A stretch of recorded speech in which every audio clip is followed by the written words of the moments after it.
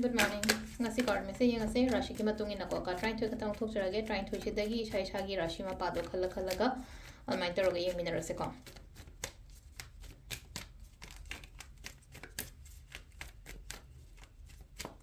Rashi tarani thoi katarani thoi ko ani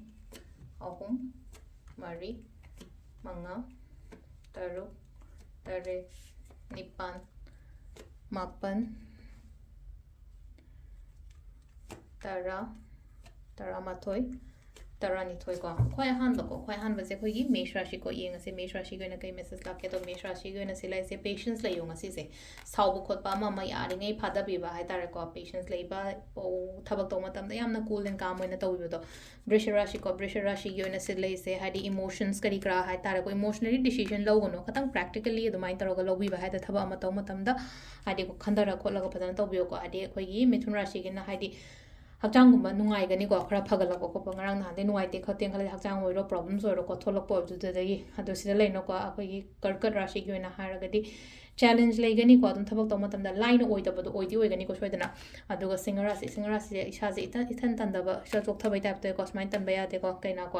gi oina pashang sala kani phajana dum sida le ko adi Lakshmi changakani ngasi gi numit se ko tula gi na wakhan je phataba ko tabadum khanjal khotal lebu dain le ko Bridget ngang no wa se ngang da ba khot ba dum ai gi tawon to ko tu mina chup chap ta tawba danugi ju the lady se kai no hai kan sida aina khalaga aina ngai raga lady ba thabak se dum positively lak pa khot pa mai tor lai ko makar gi na muk sida lai card se kai no hai matam da thabak inkhang gum ba kai gum ba le na ko opportunities offer gum ba kai gum ba khra lakani kem ta thabak to matam du ye loi ko